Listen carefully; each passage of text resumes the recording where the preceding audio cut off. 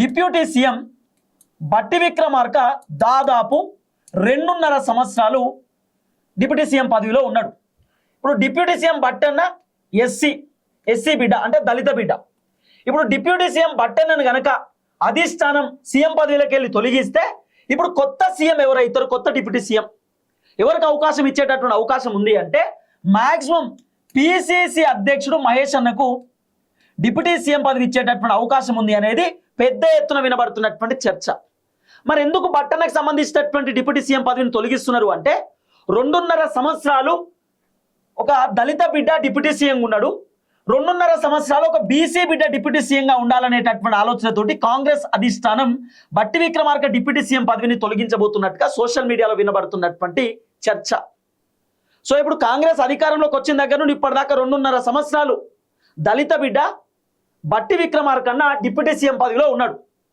So ఇప్పుడు మిగతా 2.5 సంవత్సరాలు డిప్యూటీ సీఎం పదవి బీసీలకు ఇవ్వాలనేటటువంటి ఆలోచనతోటి మహేష్ కుమార్ గౌడ్కి మొత్తానికి డిప్యూటీ సీఎం పదవి ఇద్దామనే ఆలోచనలో కాంగ్రెస్ అధిష్టానం ఉన్నట్టుగా సోషల్ మీడియాలో వినబడుతున్నటువంటి వార్త.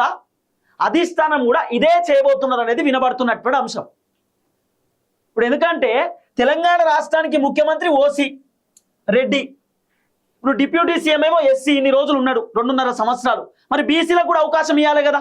ఈ తెలంగాణ రాష్ట్రంలో అన్నిటికంటే ఎక్కువ బీసీలే ఉంటారు కాబట్టి బీసీకి పెద్దపీట వేయాలనేటటువంటి ఆలోచనతోటి ఒక బీసీ బిడ్డ పిసిసి అధ్యక్ష పదవిలో ఉన్నటువంటి మహేష్ కుమార్ గౌడ్కి ముఖ్యమంత్రి పదవి ఇద్దామనేటటువంటి డిప్యూటీ ముఖ్యమంత్రి పదవి ఇద్దామనేటటువంటి ఆలోచనతోటి హైకమాండ్ ఉందనేది వినబడుతున్నటువంటి ఒక చర్చ.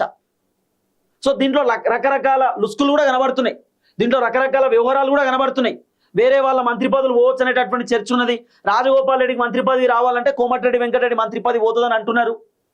పొన్నం ప్రభాకర్ మంత్రి పదవి పోయేటటువంటి అవకాశం కనబడుతున్నది. దామోదర్ రాజనరసింహ మంత్రి పదవి పోయేటటువంటి అవకాశం ఉంది. జూపల్లి మంత్రి పదవి పోయేటటువంటి అవకాశం ఉంది. కొండా సురేఖ మంత్రి పదవి పోయేటటువంటి అవకాశం ఉంది. ఎవరెవరు మంత్రి పదవులు అయితే పోతాయో వాళ్ళ మంత్రి పదవుల్లోకి సేమ్ క్యాస్ట్కి సంబంధించినటువంటి వాళ్ళని మళ్ళీ మంత్రివర్గంలోకి తీసుకుందామనే ఆలోచనలో హైకమాండ్ ఉన్నారు. ఇప్పుడు for example Konda Surekha BC బిడ్డ, కొండా సురేఖని మంత్రి పదవిలోకి వెళ్ళి తొలగిస్తే విజయశాంతికి అవకాశం ఇచ్చేటటువంటి ఆలోచనలో అధిష్టానం ఉన్నారట. మళ్ళీ ఒక మహిళకే అవకాశం ఇద్దామనే ఆలోచనలో హైకమాండ్ ఉన్నట్టుగా వినబడుతున్న చర్చ.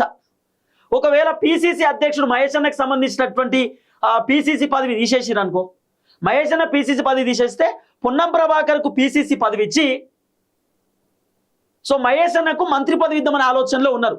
అంటే మహేష్ అన్నకు ఆర్థిక శాఖ ప్లస్ డిప్యూటీ సీఎం పదవి 2 పదవులు మహేష్ అన్నకే ఉండబోతుంది అనేది వినబడుతున్న చర్చ.